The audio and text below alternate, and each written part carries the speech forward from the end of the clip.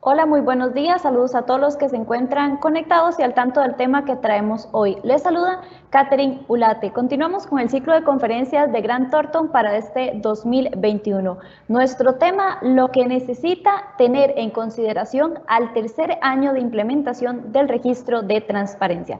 Los expositores para esta mañana son Germán Morales, socio director de Grant Thornton, e Ivania Méndez, gerente legal de Grant Thornton. Les recordamos que somos una empresa de 58 años en el mercado costarricense en los que se ofrece soluciones personalizadas a través de un servicio de alta calidad. Nos especializamos en temas de impuestos, auditoría, legal, precios de transferencia, y aduanas, comercio exterior y consultoría en capital humano. Aprovecho la ocasión para invitarlos a nuestro próximo webinar a realizarse el 4 de marzo con el tema Cierre Fiscal 2020. Los expositores para este evento serán Silvia González, socia de Impuestos y Legal de Grant Thornton, y Mario Hidalgo, socio de Impuestos y Legal de Grant Thornton. A partir de este momento, usted puede dejar sus consultas y al final de la presentación serán respondidas por los expositores que tenemos esta mañana. Recuerde que puede encontrarnos también en YouTube y en las diferentes plataformas de redes sociales de Grant Thornton. Le damos la bienvenida a Germán Morales, socio director de Grant Thornton. Muy buenos días, don Germán. Buenos días, Catherine. Buenos días, Ivania, que es la expositora para el día de hoy. Buenos días a todos los que nos escuchan. Es un gusto para nosotros estar aquí, como todos los jueves, Grant Thornton dando información importantísima para que usted pueda tomar decisiones. Este tema del registro de transparencias es muy importante, como dice el tema, el nombre que escogimos, es el año número 3 en que ya se va a implementar la subida de información a la plataforma de transparencia y beneficiarios finales, pero en realidad este va a ser, digamos, ya la forma más clara donde ya hay una mayor incorporación y fue solamente el año 1 donde hubo una masividad y el año 2 han habido unas interrupciones ahí. Así que, Ivania, lo que vamos a hacer hoy es un resumen muy importante de todo lo necesario que se necesita para subir la información de beneficiarios finales y registro de accionistas, tomando en cuenta los últimos cambios que ha emitido la Administración Tributaria, de tal forma que vamos a meter toda la información básica que ustedes deban de conocer para cumplir con esta obligación.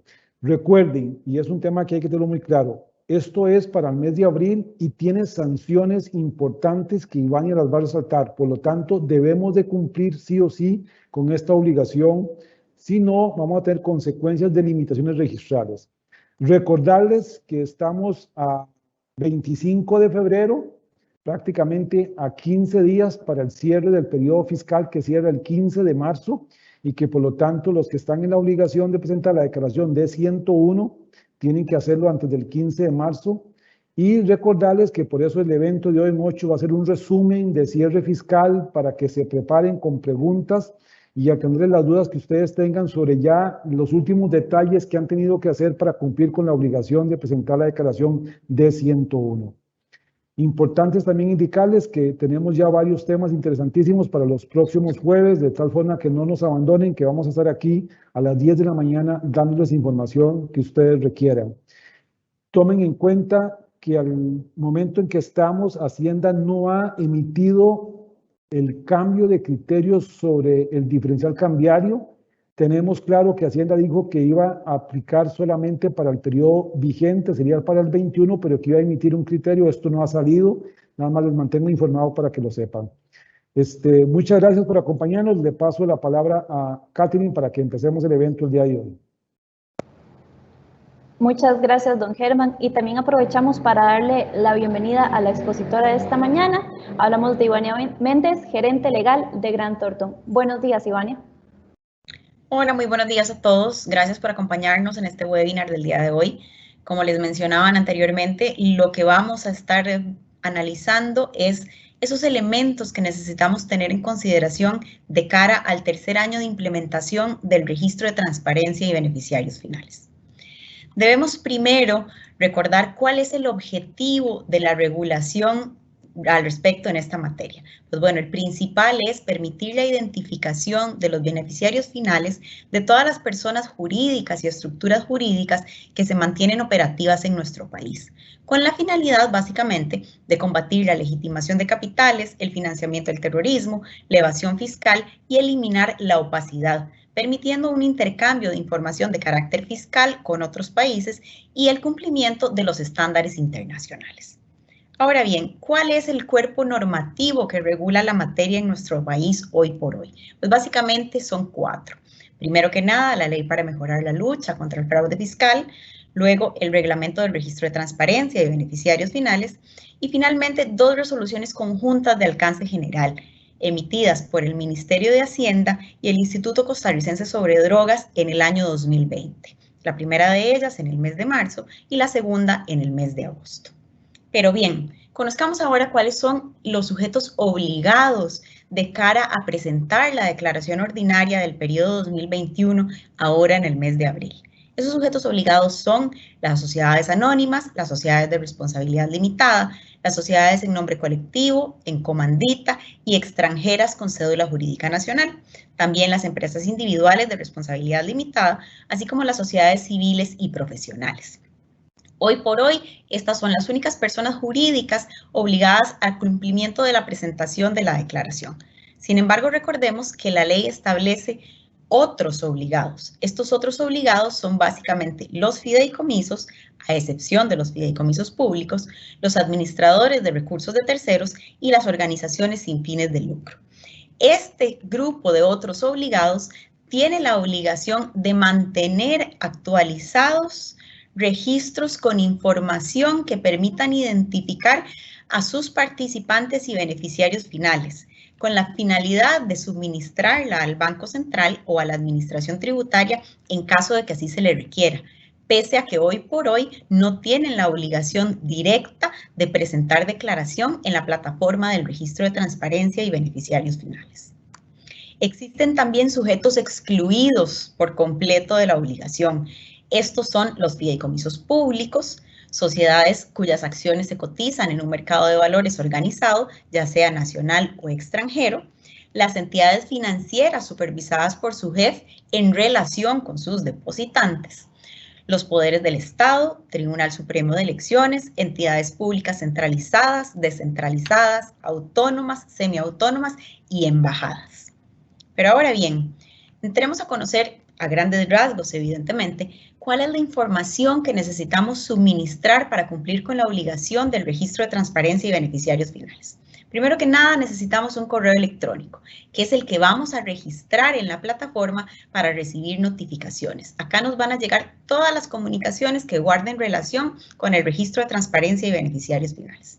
Posteriormente tenemos que entrar ya a identificar y localizar la persona jurídica obligada, de manera tal que podamos tener detalles del total del capital social y su valor, así como el 100% de las personas que conforman su capital social a la fecha. Además, vamos a tener que contar con información que nos permita identificar a los beneficiarios finales, así como información identificativa y de localización del representante legal o apoderado, que más adelante vamos a ver que existe una diferencia entre participantes, titulares y propietarios de participaciones sociales y beneficiarios finales. ¿Cuál es el responsable del suministro de información? Pues inicialmente la resolución conjunta establecía un cargo específico para cada una de las personas jurídicas obligadas. Sin embargo, hoy por hoy eso ya no existe. Y el autorizado o el obligado a presentar la declaración es el representante legal que ostente la representación extrajudicial. Ahora bien, en el caso de representación conjunta, esa responsabilidad va a recaer sobre aquella persona que cuente con la autorización de otros representantes. O bien, aquella persona que hayamos designado como apoderado, que tiene que ser mediante el otorgamiento de una escritura pública de poder especial. ¿Cuáles requisitos técnicos tenemos que cumplir nosotros al momento de hacer la declaración? Pues primero que nada tenemos que contar con un certificado válido de firma digital para personas físicas. Ese es el que nos va a permitir ingresar al sitio web Central Directo y hacer el registro del sujeto obligado inicialmente, y una vez que lo hayamos registrado, proceder entonces a llenar la declaración con toda la información que señalamos con anterioridad. Toda comunicación o notificación que tenga relación con el registro de transparencia o beneficiarios finales, nos va a ser comunicada a la dirección de correo electrónico que hayamos preregistrado en relación con esta persona jurídica. Entonces es importante tener en cuenta que es una dirección de correo electrónica que tenemos que tener, número 1, debidamente habilitada. Y número 2, a la que tenemos que tener acceso regularmente de forma que podamos darnos cuenta de todas esas comunicaciones que la administración nos está haciendo saber en relación con esta declaración. ¿Qué tipos de declaraciones hay y cuáles son los plazos de presentación en relación con estas declaraciones? Básicamente, las resoluciones conjuntas vigentes al día de hoy establecen 3 tipos de declaraciones. La primera de ellas es la declaración ordinaria, que es la que se cumple de manera anual durante el mes de abril, salvo para aquellas personas cuya inscripción o asignación de cédula jurídica se dé con posterioridad al mes de abril, las cuales tendrán entonces 20 días hábiles siguientes a la asignación de esa cédula para llevar a cabo la declaración. La segunda declaración es la declaración extraordinaria. Esta declaración extraordinaria la debemos de presentar 15 días hábiles siguientes a que alguno de los propietarios iguale o supere el 15% del total de participación y así se haga constar en una anotación en el libro o en el registro oficial que mantenga la persona jurídica obligada. Primera consideración que tenemos que tener acá. Recordemos que la primera declaración de registro de transparencia y beneficiarios finales se realizó en el periodo 2019. En el periodo 2020 se relevó de la obligación producto de la pandemia. Entonces, no aplicó ninguna de estas dos situaciones, ni la declaración ordinaria ni la declaración extraordinaria. Nos exoneraron de esa responsabilidad. Pero a partir del mes de abril de este año 2021, sí vamos a tener que cumplir con los plazos de 20 y 15 días respectivamente para las declaraciones ordinarias y extraordinarias cuando se susciten inscripciones posteriores o modificaciones que superen el 15% de participación. Ahora bien, la tercera declaración existente hoy por hoy dentro de la normativa vigente es la declaración correctiva. Esta declaración correctiva se subdivide a su vez en 2 tipos diferentes. La primera de ellas es la solicitud de parte. Es una declaración con base en la cual una persona física que ha tenido acceso a la información de la plataforma determina que la información que fue consignada en relación con ella contiene errores. Entonces acude al representante legal del obligado de la persona jurídica para solicitar que se corrijan esos errores que identificó. Eso debe hacerse constar oportunamente en un escrito describiendo la corrección que se realiza. El escrito tiene que ser firmado por ambas partes, es decir, el solicitante, persona física, y el representante legal o autorizado del sujeto obligado, y deberá adjuntarse a la declaración jurada correctiva que subamos en la plataforma. Si esta declaración no se da por cualquier circunstancia, siempre podemos acudir a la vía judicial y va a ser la autoridad competente quien ordene lo que corresponda al representante legal. Se preguntarán ustedes, bueno, ¿y cómo hago yo, persona física, para darme cuenta, 1, si estoy incluido en declaraciones y 2, si mi información fue correcta o incorrectamente consignada? Pues bueno, la página o el sitio web Central Directo dispone de la funcionalidad de consulta ciudadana y la tiene básicamente en 2 modalidades, la consulta ciudadana básica y la consulta ciudadana detallada. Con la consulta ciudadana básica, ¿qué necesito? Necesito única y exclusivamente conocer mi número de cédula de identidad.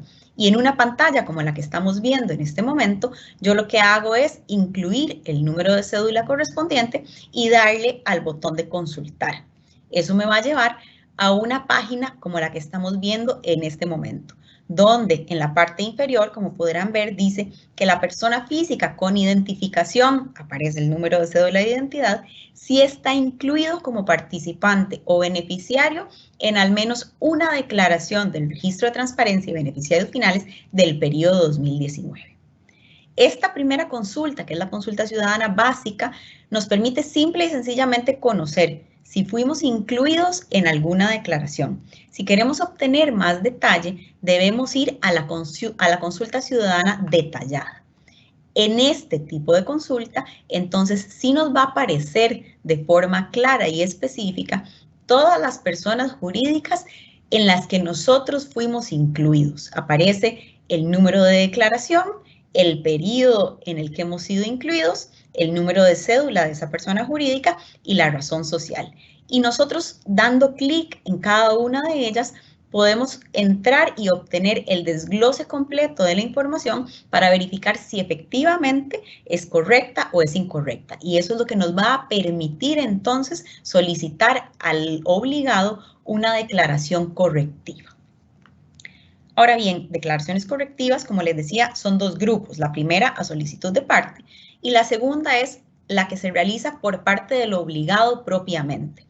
¿Por qué? Esto sucede cuando el mismo obligado se percata de que en cualquier declaración ordinaria o extraordinaria que haya presentado se suscitaron errores. Entonces, la normativa nos permite por una única vez y dentro del plazo máximo de un mes calendario, contado a partir del envío de la declaración ordinaria o extraordinaria que deseamos corregir, solicitar la corrección. A esta corrección debe adjuntarse una nota firmada por el representante legal o por el autorizado, detallando y justificando los motivos de la enmienda de esa declaración. ¿Cuáles son algunas consideraciones relevantes que tenemos nosotros que tener en cuenta en relación con las declaraciones y los plazos? Bueno, la primera de ellas es que las declaraciones deben presentarse en orden ascendente, es decir, desde el periodo más antiguo hasta el periodo actual.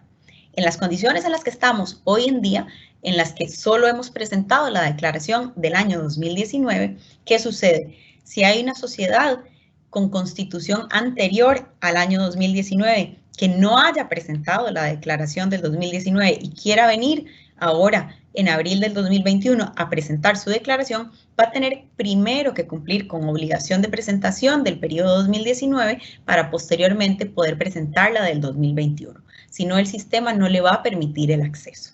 La segunda de estas consideraciones es que el sistema nos va a enviar un acuse de recibo al correo electrónico que hayamos preregistrado. Pero tenemos que tener muy en cuenta que esto es única y exclusivamente una prueba de que la declaración fue registrada, pero no de que se tiene por cumplida la obligación, para que hagamos la distinción entonces. La tercera consideración es que una vez que se envía la declaración, se tiene por agotado el plazo de presentación y solamente mediante declaración correctiva vamos a poder eliminar errores que hayamos cometido. En relación con esto último de la declaración correctiva, tenemos que ser claros también que cuando el sujeto obligado registre una declaración correctiva, ya sea a solicitud de parte o por el propio obligado, se va a emitir un acuse de recibo, pero además una notificación al Instituto Costarricense sobre Drogas y a la Dirección General de Tributación, para que estas entidades realicen las verificaciones y valoraciones que consideren pertinentes. Entonces, ¿qué quiere decir? Que cualquier declaración correctiva que nosotros hagamos va a enviar una alerta a la administración tributaria y definitivamente ellos van a entrar a verificar qué fue lo que sucedió ahí. Esto nos lleva entonces a hablar de los deberes que tenemos que hacer de previo y con posterioridad a cumplir con la declaración. De previo a cumplir con la declaración, la normativa dice que el representante legal o autorizado tiene que haber desarrollado todo un proceso de debida diligencia. ¿Con qué finalidad? Con la finalidad de realizar todas las acciones necesarias para conocer la estructura e identificar plenamente a los beneficiarios finales, además de verificar y validar la veracidad de toda la información y los datos que se van a suministrar. Eso entonces nos permite contar con toda la información necesaria para rendir la declaración. Y una vez que hayamos rendido esa declaración, entonces el representante legal o autorizado tiene un deber de custodia, que es básicamente el conservar y mantener la información a disposición de la administración tributaria para que se realicen los procesos de control que así se requieran oportunamente. Entremos ahora en materia de qué es un beneficiario final y qué no es un beneficiario final. La normativa vigente nos dice que debe suministrarse la información del total de los participantes del capital social y de los beneficiarios finales. Entonces nos hace una distinción entre dos tipos de personas diferentes. Establece también la normativa que en todos los casos debemos identificar a personas físicas que van a ser beneficiarios finales, ya sea por control directo o por control indirecto, o incluso por tener una influencia sustantiva, pero nos establece como condición que en todos los casos debe ser al menos una persona física identificada como beneficiario final. Esto nos lleva entonces a que tenemos dos grandes grupos de personas: aquellos beneficiarios finales que se consideran propietarios efectivos y directos, o aquellos que son por control. Los propietarios son las personas físicas que efectivamente ejercen un control final sobre esa persona jurídica. ¿Por qué? Porque sobrepasan el umbral del 15% de participación o acción para considerarse un beneficiario final. O aquellos por control, que puede ser directo o indirecto, que es en el caso en el que se actúa en nombre o se realizan transacciones a nombre de terceros. Entonces, los beneficiarios finales con control distinto a la titularidad van a ser aquellos que tienen derecho a designar o cesar a los órganos de administración, dirección o supervisión de la persona jurídica, aquellos que posean la condición de control en virtud de los estatutos vigentes de esa persona jurídica, o aquellos que ostenten un puesto directivo y administrativo que les permita tomar decisiones y tener el control sobre esa persona jurídica. Nos establece la normativa que debemos hacer toda una serie de verificaciones hasta llegar a la persona física beneficiaria final. Entonces, hablamos de control directo cuando de la sociedad base que tenemos la obligación de rendir declaración, obtenemos de forma directa personas físicas que tienen acciones o participaciones suficientes para controlar a la persona jurídica o a la estructura jurídica que estamos reportando.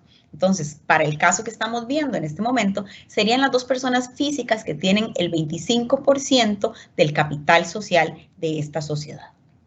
Ahora bien, beneficiarios finales por control indirecto son aquellos que tienen control sobre personas jurídicas que finalmente tienen una participación en la persona jurídica base. Entonces, ya no estamos hablando de las dos personas físicas que en la filmina anterior tenían el 25% cada una, sino de las personas físicas que tienen control sobre esas otras personas jurídicas que participan al 25% en nuestra sociedad base. Tenemos que identificar también a los beneficiarios finales por participación sustantiva. No nos podemos quedar simple y sencillamente en la primera línea de acción. Porque si vemos este caso concreto, en la primera línea de acción vamos a tener dos personas físicas y dos personas jurídicas. Las primeras, que son personas físicas, tienen, según la primera línea de acción, un 5% de participación y un 20% de participación. Pero entonces, recuerden que por participación sustantiva o por control indirecto, nosotros tenemos la obligación de llegar hasta la persona física beneficiaria final de todas esas estructuras o personas jurídicas superpuestas en nuestra organización. Entonces sería identificar personas físicas finales para el caso de la primera sociedad, que tiene un 45% de participación, y la segunda, que tiene un 30% de participación. En el primer caso, la primera de las sociedades con un 45% de participación directa. Ese 45% le pertenece a su vez a otra persona jurídica, independientemente de que sea nacional o extranjera. Y esa persona jurídica está participada por 3 personas físicas al 33.33% cada una. Entonces, ¿qué quiere decir? Que estas personas físicas van a tener cada una de ellas el 15% de participación de nuestra persona jurídica base, que es el sujeto obligado a declarar. En el segundo de los casos, que es la persona jurídica con una participación del 30%, tenemos que esa a su vez está participada en un 20% por otra persona jurídica y en un 80% por una persona física. Entonces, ese 30% va a corresponder un 6% para la persona jurídica y un 24% para la persona física. pero necesitamos seguir en la línea de identificación de las personas físicas. Entonces, en este segundo plano, tenemos que identificar quiénes son los beneficiarios finales de esta persona jurídica que tiene el 6% de participación. Eso nos lleva a dos personas físicas que tienen cada una el 50% de participación, que implica entonces el 3% en la persona jurídica base o sujeto obligado a declarar en Costa Rica. Entonces, como pueden ver aquí, los beneficiarios finales cambian en porcentajes de manera bastante sustantiva en relación con solo la primera línea. Vamos a tener que entonces la primera persona en primera línea tenía simple y sencillamente un 5% de participación y parecía no ser relevante para la declaración. Pero si llegamos hasta persona física beneficiaria final de todas las estructuras, va a pasar a tener un 44% total. La segunda de las personas, de igual forma, inicialmente parecía tener solo un 20% de participación, pero al llegar a identificar personas físicas beneficiarias finales de todas las estructuras participantes, nos damos cuenta que pasa a tener un 23% de participación. Y luego vamos a tener 3 personas físicas más que no aparecían en primera línea de participación y que, como ustedes se pueden dar cuenta acá, superan 2 de ellas, o bueno, están por lo menos en el umbral del 15% y la otra tiene un 3%. Entonces, así logramos identificar el 100% de beneficiarios finales dentro de la estructura obligada a declarar en el país. Tenemos también beneficiarios finales por otros medios. Estos son los que no tienen titularidad, sin embargo, ejercen control por otros medios. Como nos vamos a dar cuenta acá, entonces tenemos 3 personas físicas participadas de la estructura o persona jurídica que estamos declarando, con 10 y 45 y 45% cada una de ellas, pero al parecer ninguna tiene el control real sobre la sociedad.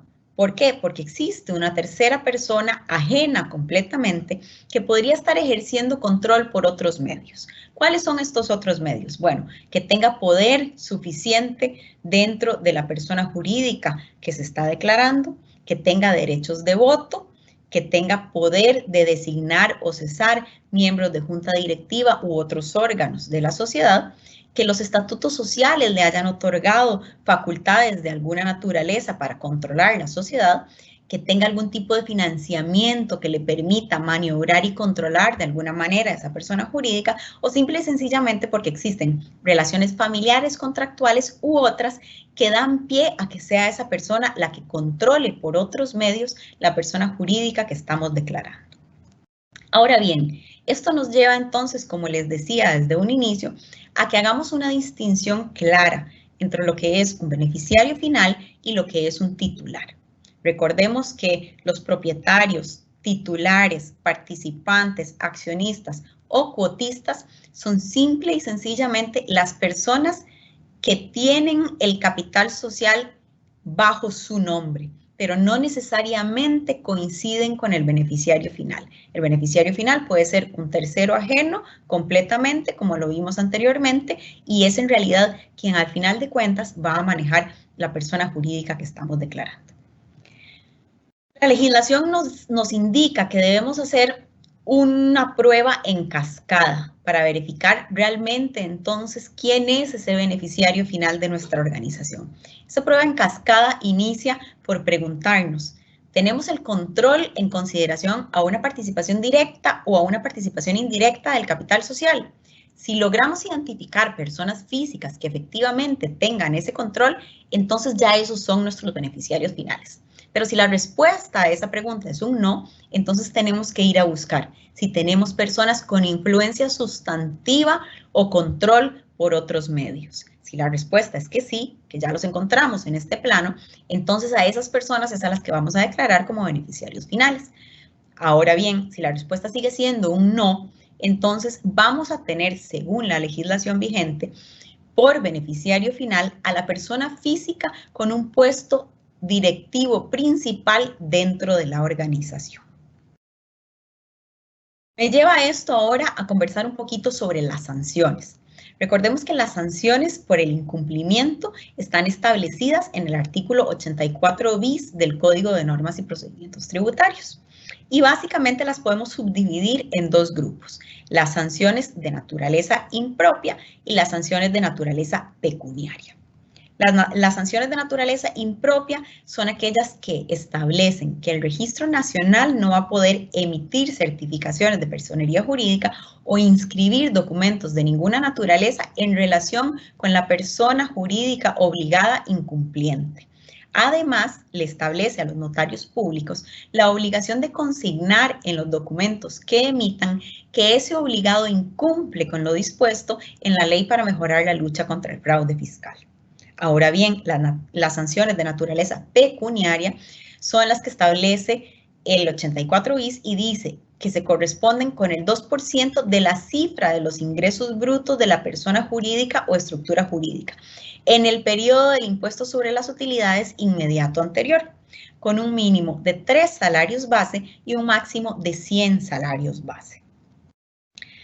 Vamos a repasar ahora algunos datos de importancia y aspectos prácticos que tenemos que tener en consideración en relación con todo esto que hemos conversado. Bueno, ¿qué datos de importancia son esos? Recordemos que para esta declaración ordinaria del periodo 2021, la normativa establece que el sistema va a precargar la última declaración presentada, es decir, la del periodo 2019, con lo cual no es necesario, en la medida en la que nosotros no tengamos ninguna modificación, que actualicemos los archivos que hayamos cargado en el 2019. Pero ojo, que sí tenemos la obligación de mantenerlos actualizados en físico bajo custodia del representante legal o del autorizado. ¿Por qué? Porque deberán serles suministrados de forma inmediata a la administración en caso de que ésta así lo requiera. Además, en el caso de personas jurídicas que no tengan alguno de los datos identificativos exigidos para sus participantes, van a poder incluir solamente los datos que conozcan y adjuntar una declaración jurada en la que describan por qué se da tal condición y las gestiones que hayan realizado con anterioridad en atención a la debida diligencia que ya conversamos para la identificación de esas personas. Pero no es simple y sencillamente marcar la casilla de no tengo información suficiente y la información es incompleta. No, recordemos que la normativa nos establece que deberemos realizar al menos una publicación anual en algún diario de circulación nacional con la finalidad de convocar a los socios a actualizar sus datos. Y esta publicación anual, si nuestra condición de informantes incompletos se mantiene, va a tener que ser suministrada como documento probatorio en la declaración subsiguiente si pretendo mantener esa condición. Ahora, recordemos que les dije que había otro grupo que se designaba otros obligados. Pues bueno, los fideicomisos, los administradores de recursos de terceros y las organizaciones sin fines de lucro, que son parte de esos otros obligados, si bien no tienen la obligación formal de presentar la declaración en el registro de transparencia, sí están obligados a mantener la información y a entregarla actualizada a la administración tributaria en caso de que ésta así se lo requiera. Ahora bien, algunos aspectos prácticos que tenemos que considerar. Bueno, por favor verifiquemos que exista coincidencia entre la información que nuestros registros corporativos privados tienen con relación a aquella que se encuentra inscrita en el Registro Nacional. Nos hemos percatado bastantes ocasiones de que lamentablemente existen errores, ya sea por parte de los notarios o por parte del propio registro, en la información inscrita a nivel registral y no coincide entonces con la información que tenemos en registros privados. Y lamentablemente los procedimientos de rectificación de esos errores pues no son inmediatos, tardan algunos días en ocasiones y entonces eso puede hacer que se retrase la presentación de nuestra declaración. Por favor, verifiquemos también que los poderes especiales que hayamos otorgado en el año 2019 se mantengan vigentes si queremos que ese apoderado sea quien presente la declaración ordinaria de este periodo 2021. Debemos comprobar además la vigencia de la firma digital del representante legal o del autorizado, así como las fechas de vencimiento de los documentos de identidad, de los socios, participantes y beneficiarios finales, porque recuerden que tenemos que mantener un archivo físico con toda esa información a efectos de entregarla a las autoridades en caso de que así la requieran. Tenemos que verificar, además, de forma detenida, la información que el sistema nos va a precargar. ¿Por qué? Porque no podemos confiar en que efectivamente venga correcta. Es mejor que nos tomemos nuestro tiempo y revisemos todo para verificar que es correcto y evitemos tener que presentar declaraciones correctivas que le van a enviar una alerta a la administración tributaria. Además, debemos revisar en Registro Nacional en qué sociedades figuramos nosotros como representantes legales, porque recuerden que la obligación de presentación de la declaración recae sobre el representante legal. Entonces, si hay alguna sociedad en la que nosotros ostentemos el cargo de representante legal y está incumpliendo, somos nosotros los responsables directos de ese incumplimiento. ¿Cuáles son otros aspectos prácticos? Bueno, recordemos que el 15% es solamente un umbral para determinar la condición de beneficiario final y que lo que nosotros tenemos que reportar al registro de transparencia de beneficiarios finales es el 100% de la información de los socios o cotistas o participantes de nuestra estructura. Ante la imposibilidad de suministro de información, el representante autorizado debe llenar una declaración jurada, pero recuerden que deberá mantener respaldo de los documentos probatorios de sus gestiones en procura de identificar de forma correcta quiénes forman parte de esas estructuras. En los casos de representación conjunta, el declarante debe contar con una autorización de los otros representantes para completar la declaración, lo cual se debe hacer consignar en el acuerdo de uso del servicio, así como en la declaración jurada que vamos a firmar. Y hasta tanto no se complete la cadena de estructuras jurídicas y se establezcan los beneficiarios finales, recordemos que se va a tener por incumplida la obligación, es decir, ninguno de los sujetos obligados que componen la cadena va a haber cumplido hasta que ésta no sea efectivamente reportada en su totalidad. Vamos a entrar ahora a hablar un poquito del proyecto de resolución que se sometió a consulta pública en el mes de diciembre del año pasado. Este proyecto de resolución, la resolución vigente establece que, en su transitorio tercero, establece que los fideicomisos, los administradores de recursos de terceros y las organizaciones sin fines de lucro que todavía no están obligados a presentar formalmente la declaración en la plataforma del Registro de Transparencia y Beneficiarios Finales, sí deben mantener la información y entregarla a la administración tributaria cuando ésta así se lo requiera. Entonces, esta nueva resolución o proyecto de resolución que se sometió a consulta pública, lo que hace en su primera parte es incluirnos un nuevo capítulo, que es el capítulo tercero, que básicamente está compuesto por 6 artículos y todos tienen que ver con los fideicomisos. Entonces, está regulando la manera en la que el primero de esos otros obligados va a entrar a tener que cumplir con la declaración formalmente hablando, ordinaria de todos los años.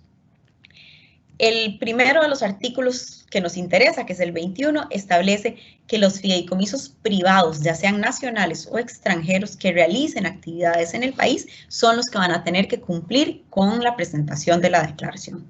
Además, establece que cuando la resolución se refiera a fideicomisos, va a tener que entenderse a cualquiera de sus denominaciones equivalentes utilizadas internacionalmente y cualquiera otra de naturaleza fiduciaria. No es para nosotros la redacción más feliz.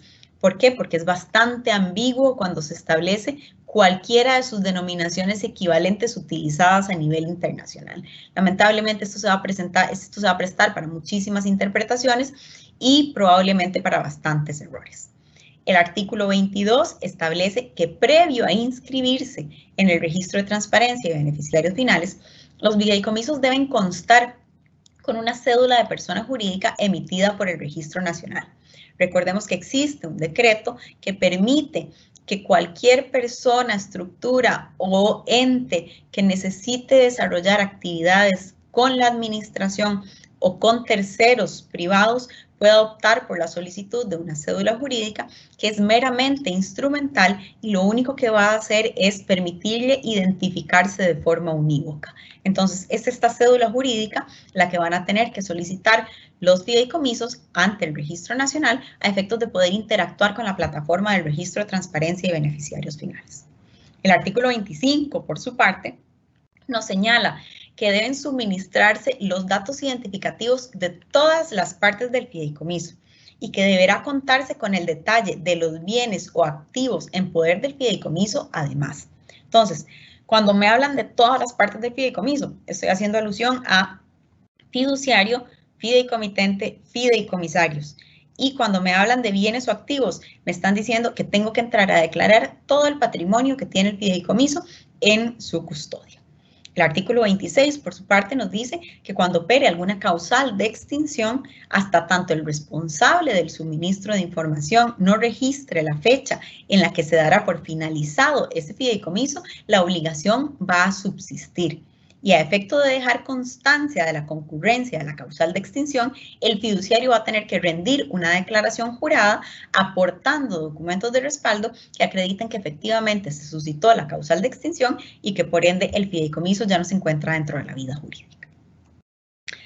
Recordemos que en relación con este nuevo capítulo, el Código de Comercio ya establecía cierta regulación al respecto, que es atinente para entender e interpretar ahora estos artículos que nos suministra este borrador o proyecto de resolución. El primero de ellos es el artículo 639 del Código de Comercio, que nos dice que el fideicomitente puede designar varios fiduciarios para que conjunta o sucesivamente desempeñen el fideicomiso y establezca el orden y las condiciones en que deben sustituirse.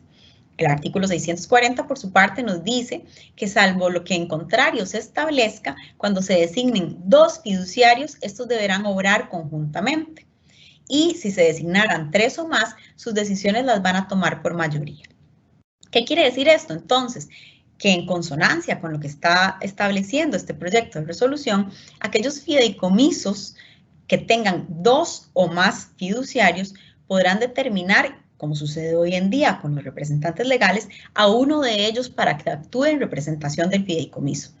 Además, podemos también los fideicomisos en su momento designar autorizados o apoderados a efectos de que no sea el representante legal del fiduciario, sino que sea una tercera persona la que rinda la declaración. El artículo 643 del Código de Comercio, por su parte, nos dice que el fiduciario no podrá delegar sus funciones, pero sí designar bajo su responsabilidad a los auxiliares y apoderados que demande la ejecución de determinados actos. Entonces, esto termina de cerrar el círculo y nos damos cuenta que efectivamente sí están los fiduciarios autorizados a designar terceras personas para que desarrollen este tipo de labores. Este proyecto de resolución establece otra serie de adiciones y modificaciones, no solo lo relacionado con el capítulo de fideicomisos. ¿Cuáles son estas otras adiciones y modificaciones? Pues bueno, la primera de ellas es en relación con las declaraciones ordinarias y lo que hace es incluir 2 incisos, uno de ellos que habla sobre la transformación de personas jurídicas y el otro sobre la fusión que resulte en una persona jurídica nueva. Y lo que nos dice este proyecto de resolución en relación con estos 2 incisos nuevos en las declaraciones ordinarias es básicamente que cuando una persona jurídica se transforme o se fusione y resulte una nueva persona jurídica, vamos a tener 20 días hábiles siguientes a la transformación o a la inscripción de la fusión para presentar la declaración ordinaria que haga constar la composición accionaria y beneficiarios finales de esa estructura resultante producto de la transformación o producto de la fusión.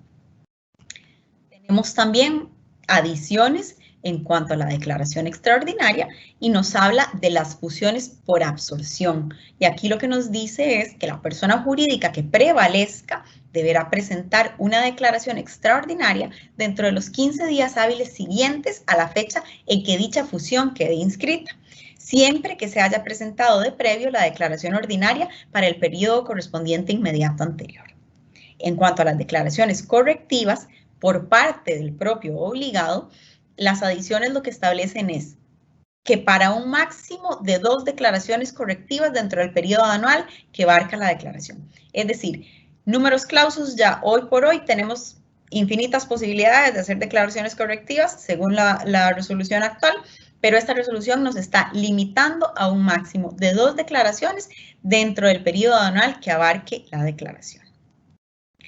Ahora nos señala también adiciones en cuanto a la debida diligencia a la nueva resolución. ¿Qué dice en cuanto a debida diligencia? Bueno, básicamente recordemos que es el representante legal o el autorizado el que está obligado a verificar, custodiar y conservar la información, pero dice que además deberá suministrarla de forma inmediata, precisa y actualizada a la Administración Tributaria y al Instituto Costarricense sobre Drogas cuando éstas lo requieran para procesos de auditoría, supervisión, control, investigación y cooperación. Además dice que vamos a tener que mantener esa custodia de documentación por un plazo mínimo de 5 años, incluso una vez que se dé el cierre, la disolución, la extinción, transformación o cualquier otra acción con relación a la persona jurídica obligada. Esto es básicamente la presentación que tenemos el día de hoy. Ahora tal vez le consulto a Catherine si tenemos algunas preguntas que podamos responder. Gracias, Ivania. Sí, tenemos varias consultas que nos han hecho llegar.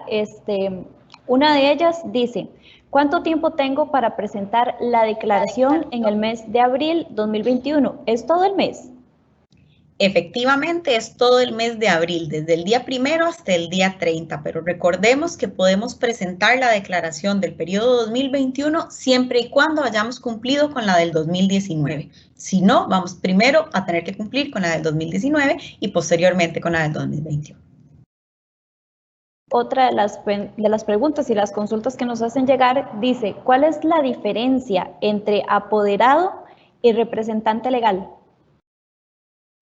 Ok, representante legal es aquella persona que forma parte del consejo directivo. Por ejemplo, para el caso de sociedades anónimas, el Código de Comercio nos establece que el presidente, por disposición de ley, va a ostentar siempre el cargo de apoderado generalísimo sin límite de suma. Eso lo convierte en un representante legal. Eso no limita a que por estatutos sociales yo le pueda otorgar a cualquier otro miembro de esa junta directiva las mismas o similares facultades. Entonces, recordemos, van a ser representantes legales los que por estatuto se designen así y solo van a tener la obligación de cumplir con la declaración quienes ostenten la facultad de representación extrajudicial.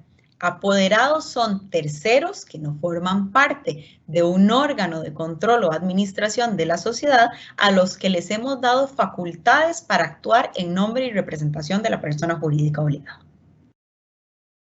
Una pregunta más que nos hacen llegar, dice, para este reporte debemos realizar el reporte extraordinario 2019-2020 y además 2021. El sistema ya permite hacer reportes extraordinarios y declaraciones correctivas. Ok, recuerden que producto de la pandemia se exoneró a todos los sujetos obligados de la presentación de la declaración del periodo 2020. Además, se exoneró también de la obligación de presentación de declaraciones extraordinarias en caso de que hubiese modificaciones en la participación o se superase el umbral del 15%. Entonces, por esta única vez, si nuestra persona jurídica obligada ha tenido modificaciones en su participación o incluso si hay una persona jurídica que se haya constituido desde que se presentó la declaración del 2019 hasta inicios de abril del 2020, no tenía que presentar declaración. Pero a partir de hoy sí vamos a tener que cumplir en tiempo y forma con las declaraciones ordinarias durante el mes de abril de cada año y con las declaraciones extraordinarias cada vez que haya modificaciones en la participación que superen el 15%, que es el umbral básico establecido. Una consulta más dice, ¿qué hago si ya no tengo relación o no tengo interés en el autorizado o apoderado que nombré en el 2019, sea quien presente la declaración del periodo 2021? Ok, eso es importantísimo. Como usted bien lo señala, puede ser que exista ya, o que no exista más bien ya, vinculación entre la persona jurídica y el apoderado, por cualquier circunstancia. Entonces, lo que podemos hacer es revocar expresamente el poder especial que se le otorgó a esa persona y ya sea nombrar otro apoderado o bien que el representante legal sea quien presente la declaración. También nos consultan qué sucede si alguna persona jurídica que forma parte de mi estructura no cumple con su obligación? Eso es importantísimo, se los mencioné ahí ahora dentro de las consideraciones importantes. Recuerden que la legislación establece, propiamente el reglamento es el que lo establece, que no se va a tener por cumplida la obligación hasta tanto todas las personas jurídicas obligadas y que formen parte de la estructura o de la cadena no hayan cumplido. Entonces es importantísimo velar porque efectivamente cualquier persona jurídica o estructura dentro de nuestra cadena de participación cumpla, porque si no, nuestra declaración se va a tener por incumplida. También está, si la información presentada en el 2019 no ha variado, tengo la obligación de tener o actualizar documentos de respaldo. Efectivamente, recordemos que si la información presentada en el 2019 no ha variado, yo no tengo que subir a la plataforma nuevos documentos o nuevos archivos, pero sí tengo la obligación año a año de actualizarlos y mantenerlos actualizados. ¿Por qué? Porque si la Administración Tributaria, el Instituto Costarricense sobre Drogas o el Banco Central me llega a pedir el archivo físico, yo tengo que suministrarle de forma inmediata ese archivo físico con documentos actualizados a la fecha de la última declaración. La última consulta, de hecho, muchas gracias a todas las personas que nos han hecho llegar sus preguntas a la actividad de hoy. La última sería, ¿debo necesariamente llegar a identificar a una persona física? Efectivamente, la legislación lo que establece es como condición necesaria siempre la identificación de personas físicas, ya sea porque éstas tienen participación o titularidad directa en primera línea, como vimos ahora en los diferentes escenarios que expusimos, o simple y sencillamente porque tienen control directo o indirecto por otros medios. Pero sí es indispensable llegar hasta persona física. Perfecto, muchísimas gracias Ivania, gracias a ustedes por acompañarnos en nuestro webinar, lo que necesita tener en consideración al tercer año de implementación del registro de transparencia. Nos acompañaron en esta mañana Germán Morales, socio director de Grant Thornton, e Ivania Méndez, gerente legal de Grant Thornton. También recordarles que nuestro próximo webinar, el de la próxima semana, el 4 de marzo, será de cierre fiscal 2020. En esta ocasión nos acompañará Silvia González, socia de Impuestos y Legal de Grant Thornton, y Mario Hidalgo, socio de Impuestos y Legal de Grant Thornton. Aprovechamos para dar unas palabras de despedida y también de agradecimiento a todas las personas que nos acompañaron. Don Germán. Muchas gracias, Catherine. Gracias a todos, a Ivania por la exposición, a todos los que nos escucharon el día de hoy, jueves. Es importante este tema, porque ya estamos a puertas de la apertura de este periodo en el mes de abril, así que para que cumplamos, Grant Thornton está a su disposición para tener dudas y consultas que ustedes requieran sobre este tema, tanto a nivel nacional como a nivel de procedimientos de representantes o socios domiciliados en el extranjero. Así que un gusto haberles acompañado el día de hoy. Muchas gracias por estar ahí, por las preguntas que fueron excelentes. Y Ivania, muchas gracias por la presentación. Buenos días. Gracias, don Germán. También agradecemos a Ivania Méndez. Ivania, unas palabras de agradecimiento y también de despedida a las personas que nos acompañaron en esta mañana. No, agradecerles a todos la presencia, sus preguntas que sin duda nos retroalimentan a todos los que estamos participando. Tienen nuestros datos de contacto en la presentación que les puede ser suministrada si así lo desean y con todo gusto quedamos a disposición para colaborar con ustedes en lo que puedan requerir a este respecto. Perfecto, muchísimas gracias a ustedes que nos acompañaron durante todos estos minutos. Esperamos que este tema sea de ayuda y también puede solicitarlo por medio del correo que les hemos estado facilitando durante toda esta mañana. Muchísimas gracias y nos vemos en nuestro próximo webinar el 4 de marzo. Hasta luego.